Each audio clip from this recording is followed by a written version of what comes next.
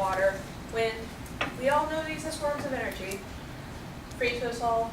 We constantly use these every single day, but we don't think about the possible side effects that they would have on the Earth.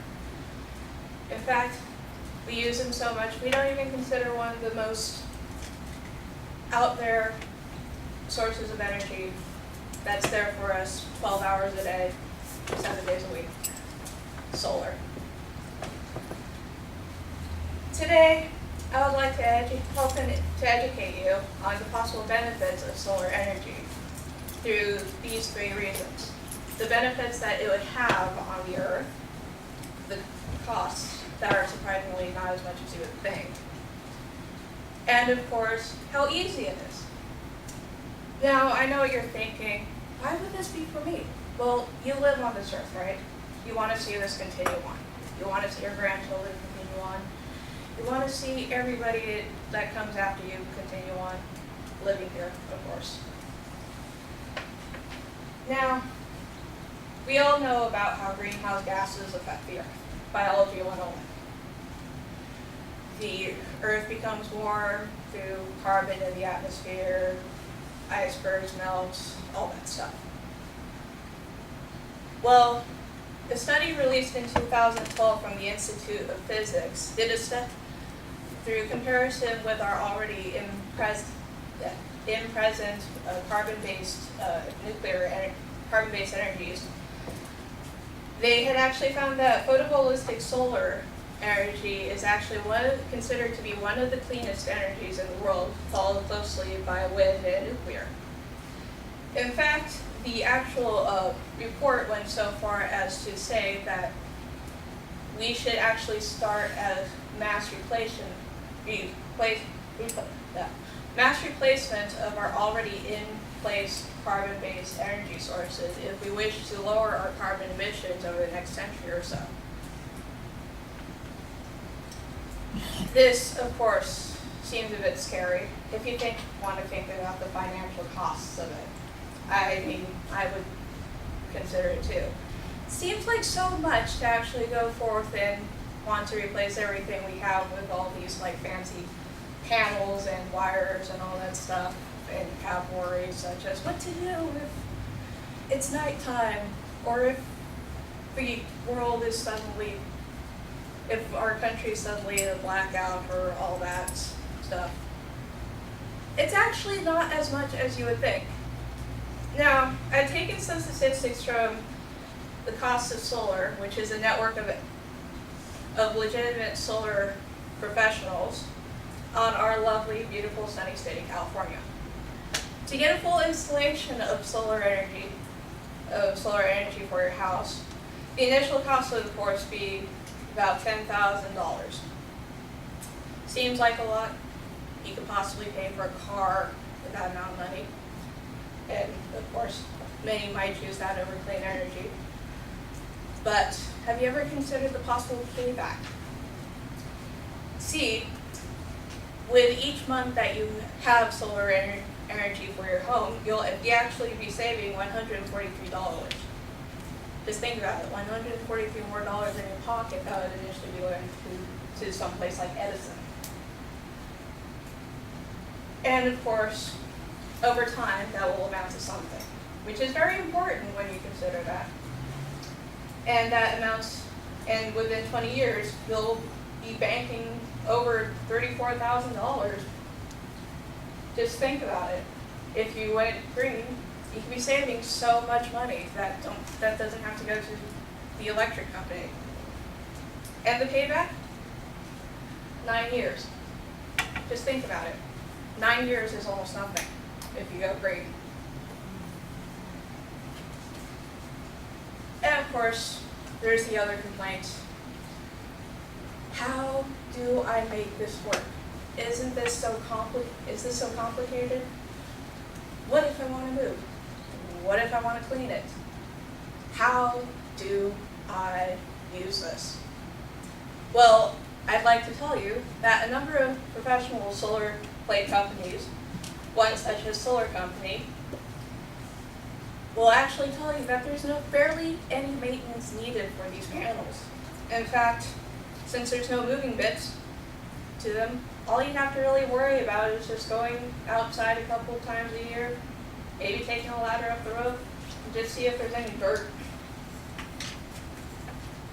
debris. It's easy enough to clean it so far that they actually tell you that you can just spray it down with a hose, except not with cold water. After all, that will make hot panels break. That's pretty much all you have to look out for. It's such an easy form of free energy that barely anybody actually considers it. And they come up with so many arguments against it, like, well, what if it's nighttime? What if it's cloudy? What if it snows? What people don't seem to understand is that with how technology is advancing through the years, we can actually benefit from more people taking an interest in solar energy by the fact that more people become interested in it, more people will want to see an advancement in it, so that maybe in the future we can see more possibilities, like say a generator that's able to hold this energy for you, so that you don't have to worry about such things as, say, nighttime or blackouts or lights. And over time, we won't have to worry about all the carbon emissions that we're already releasing out into the atmosphere. In fact, over time, we may be able to even save this Earth. Who knows? We don't take this interest any sooner, we won't exactly be able to find out if we have a future on this Earth at all. So, I'd like to implore with you, go green.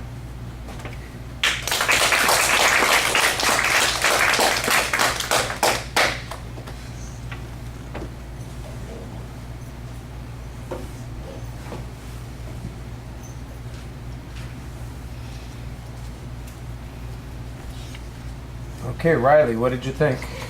And that was really good. I'm not too knowledgeable about solar energy, but like she made it easy enough to understand. She like lightened the subject with her hand movements and like the little jokes that she had. She really utilized the motivated sequence. Like I could hear each of the steps throughout the speech, which was nice. And she cited sources and gave counter arguments. Overall, I thought it was a good speech. Okay.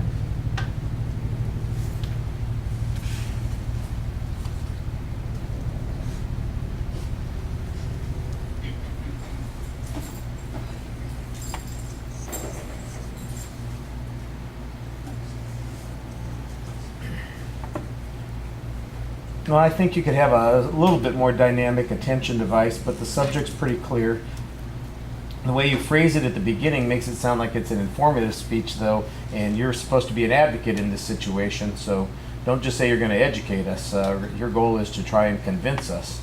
The secondary claims were previewed pretty clearly. I didn't always get an internal structure with signposting as frequently as I was expecting it, but it wasn't hard to follow what you were talking about. The clean energy issue needs to be discussed a little bit more. Why? Basically all we have is a vague reference to global warming as the justification for going to solar power. I do think that you deal with the ramifications of doing it. Is it practical? Is it affordable? What are the drawbacks? I thought you were trying to address those policy arguments that we talked about a little bit there. Sometimes your source citing on that needed to be clear. For instance, you had the 9-month estimate and the $143 a month that you're paying back. I assume that's data that came from that consortium that you were referred to earlier in that section, but that wasn't always clear. The maintenance issue I thought was nicely discussed, and you kept it relatively simple for the audience. It does sound like there are some reservations that you don't really have answers for. And we're just expecting research to fix some of those problems.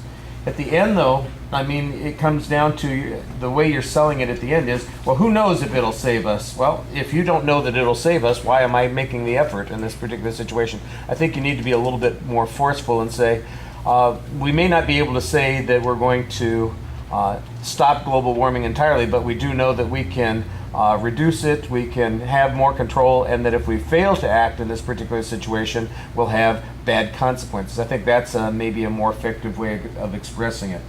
You delivered the speech pretty effectively. You step up, you look up at the audience, you appear to be looking around for the most part, and you are engaged, like Riley said. I thought you did a nice job on most of those things too.